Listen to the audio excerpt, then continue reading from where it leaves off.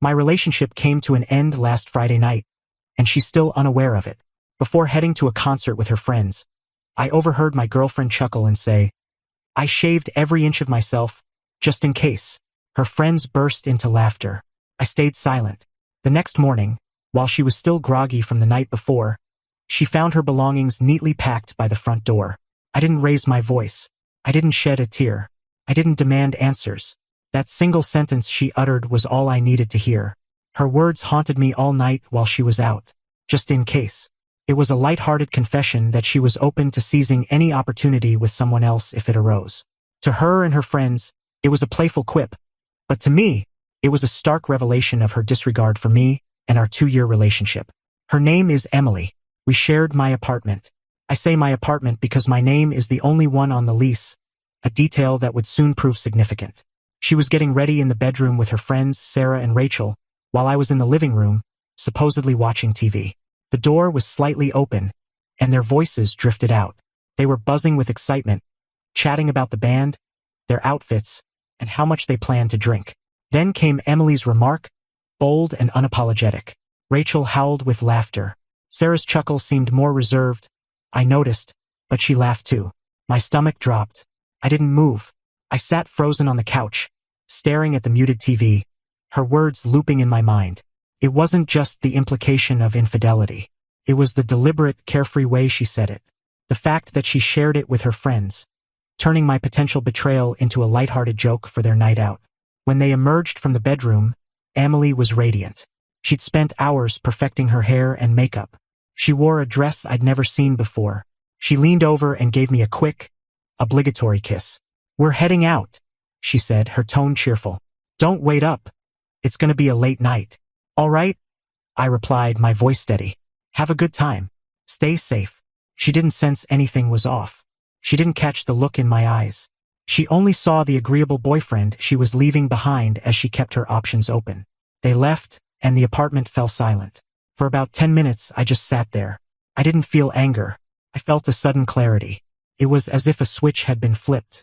All the subtle warning signs from the past 2 years suddenly formed a clear pattern. The way she'd tilt her phone away from me. The late-night work events that stretched until 2 a.m. The way she'd speak a little too warmly about her exes. It all clicked. So I got to work. I started in the bedroom closet. I pulled out 3 duffel bags and a few empty boxes from the shelf. I went through her side of the closet, carefully removing each piece of clothing, folding it and packing it away. Her shoes went into a box. In the bathroom, I gathered all her cosmetics, her countless creams and serums, into another box. I was meticulous, ensuring nothing was damaged. This wasn't about rage or destruction. It was a calm, systematic removal. An eviction. I packed everything. Her novels, her tablet, the small keepsakes on her bedside table. By 3 a.m., every item of hers in my apartment was neatly packed and stacked by the front door. I placed her keys on top of the main box. I took a photo of the pile, time-stamped at 3:17 a.m. Then I went to sleep in the guest room. I couldn't bring myself to sleep in our bed. She stumbled in around 4 a.m., loud and intoxicated. I heard her trip over a box and swear. Then there was a long, heavy silence. "James?" she called out. Her voice was suddenly small, sobered. I didn't respond. I heard her move through the apartment. She checked the bedroom. She saw the empty closet, the cleared-off surfaces on her side of the room. I heard her sharp gasp. "James, what is this?" she shouted, pounding on the guest room door. "Open the door. What's going on?" I remained silent. I put in earplugs. After about 20 minutes of her yelling and sobbing, she stopped. I heard her dragging the bags and boxes out the door, one by one. Took her nearly an hour.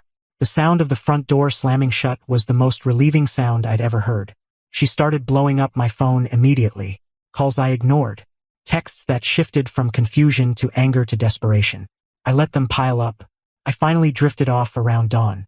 When I woke, I felt a peace I hadn't known in years. I went to the kitchen for coffee and saw a furious, tear-streaked note on the counter. I crumpled it without reading it and tossed it in the trash. My first call wasn't to her, but to my sister, Lauren. Lauren's a lawyer. She's sharp, practical, and never cared for Emily. "It's done," I said when she answered. I told her what I'd overheard and what I'd done. "Good," she said immediately. Then her legal mind took over. Alright, let's stay ahead of this. Is her name on the lease? No, just mine. Perfect. That makes her a guest, not a tenant. You can revoke her access to your home at any time for any reason. You returned all her belongings, so she can't accuse you of theft. First step, change the locks today. Locksmith's coming at 10 a.m., I said. Smart move, she replied. Next, the car. Oh, the car. A year ago, Emily's old clunker broke down. She wanted a sleek new car, but her credit was terrible. She pleaded with me to co-sign for a 2-year-old BMW.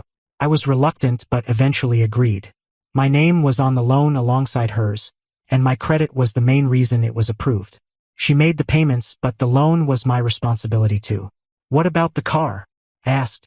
As a co-signer, you have rights, Lauren explained. You're equally liable for the debt, which means you also have a claim to the asset if the primary borrower defaults or breaches the loan terms. Find the loan agreement.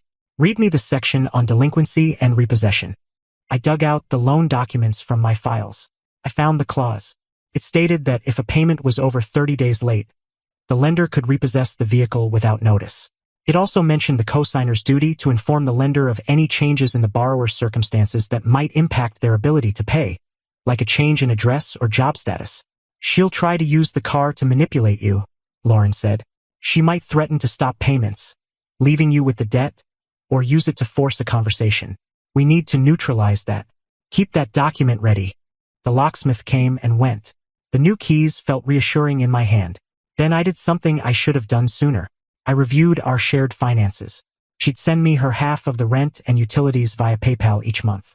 I scrolled through the past year's transactions. Sure enough, she'd been late 4 times. One payment was delayed by over 2 weeks. I took screenshots of each late payment, timestamps included.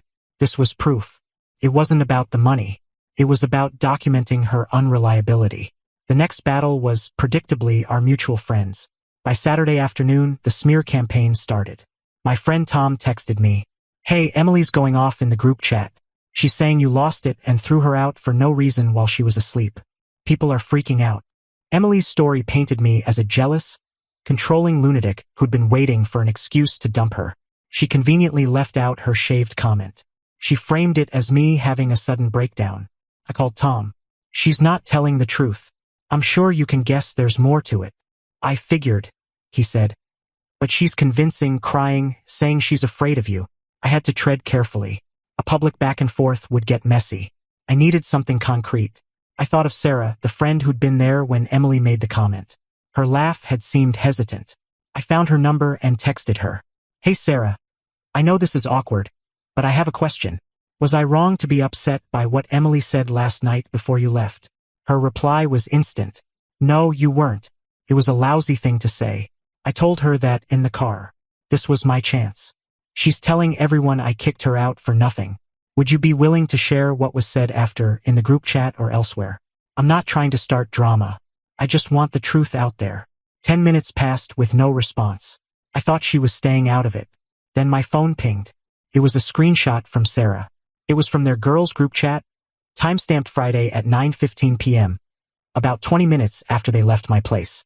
Rachel had written, "That cute drummer is totally eyeing you." Emily's reply, "I know, right? Here's hoping." Winking face with tongue, "Good thing I'm ready." Sarah had responded with just an eye roll emoji. This was undeniable proof. It wasn't just a thoughtless remark. It was a deliberate intention. The joke continued after she left me. I sent the screenshot to Tom. "This is what she said." I texted, "Feel free to share it in the group chat. I'm not fighting her, but people deserve the truth." Tom's reply was quick. "Wow, okay, sharing now." I can only imagine the chaos that screenshot caused. Within an hour, I had texts from 3 other friends. "Man, I'm so sorry. We should have known better."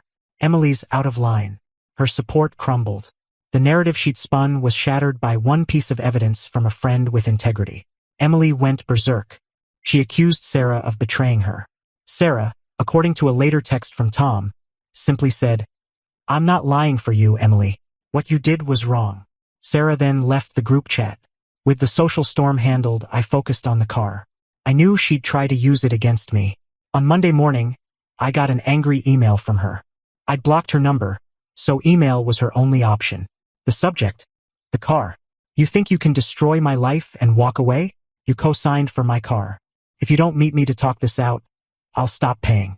Let's see how your perfect credit holds up. Your move. It was exactly what Lauren predicted. But I felt calm. Her written threat was precisely what I needed. It was a clear intent to default on the loan. I didn't respond to her. I called the auto finance company.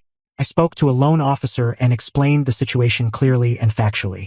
Hello, I'm James Carter, co-signer on loan number 456C2. The primary borrower is Emily Watson. I'm calling because I believe the asset is at risk. Ms. Watson no longer lives at the address on file, and I don't know her current stable address. She also emailed me this morning at 8:42 a.m., stating her intent to stop payments, violating the loan agreement. The officer was professional. Do you have that email, sir? Yes, I said. I can forward it. Please send it to our collections department. I'll provide the email address. Once we have it, we'll open a case. Given her stated intent to default and her unstable address, we may need to secure the asset. Do you know the vehicle's current location? I did. Tom had mentioned Emily was staying at Rachel's place. I knew Rachel's address. The car is likely parked near this address, I told the officer. Thank you, Mr. Carter. We'll handle it from here. You'll be notified of any actions taken. I sent Emily's email to the bank. Then I waited. I'd simply reported a risk to their asset, as was my duty as a cosigner. Their response was up to them. 2 days later, on Wednesday evening, I drove home from the gym and took a detour past Rachel's building. There it was. A tow truck was hooking up Emily's BMW. Emily and Rachel were on the sidewalk, shouting at the repo man, who ignored them with the calm detachment of someone used to such scenes. Emily was sobbing, a full meltdown. I didn't linger. I drove by, just another car in traffic.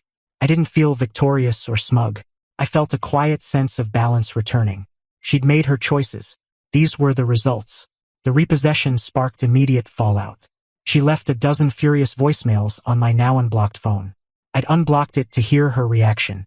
She threatened to sue me for stealing her car, for ruining her life, for everything. They were hollow threats from someone who'd lost all leverage. I listened, saved them to a folder on my laptop, and blocked her number again. The final chapter closed about a month later. Things had calmed down. I met Sarah for coffee to thank her. She said Emily had burned all her bridges, alienating everyone with her lies and drama. She was still at Rachel's, but tensions were high. She was broke, carless, and miserable. One afternoon, I got a call from an unknown number. I don't usually answer, but I was expecting a call from a vendor, so I picked up. Is this James Carter? A professional-sounding woman asked. I'm Linda, property manager for Oakwood Residences. I'm calling for a landlord reference for an applicant, Emily Watson. She listed you as her most recent landlord. I nearly laughed. The audacity was staggering. She was trying to use me to rebuild her life after everything. I can assist with that, I said, keeping my tone professional. Great, Linda said. Can you confirm Ms. Watson was your tenant for the past 2 years? I can confirm she lived in my apartment for about 22 months, I said carefully. But she was never on the lease. She was a long-term guest. There was a pause. I see. Did she contribute to rent? She did, sending me her share of rent and utilities monthly. Were those payments on time? I checked my saved screenshots. My records show she was late 4 times in the last 12 months. February, May, August, and October last year. The August payment was 16 days late. I see, Linda said, her tone cooler. One last question. Would you rent to Ms. Watson again? I paused briefly. No comment, I said. All right, she said. Thank you, Mr. Carter. She hung up. I knew Emily's application had just been rejected. I hadn't lied. I hadn't slandered her. I'd given a prospective landlord accurate, documented facts about her unreliability.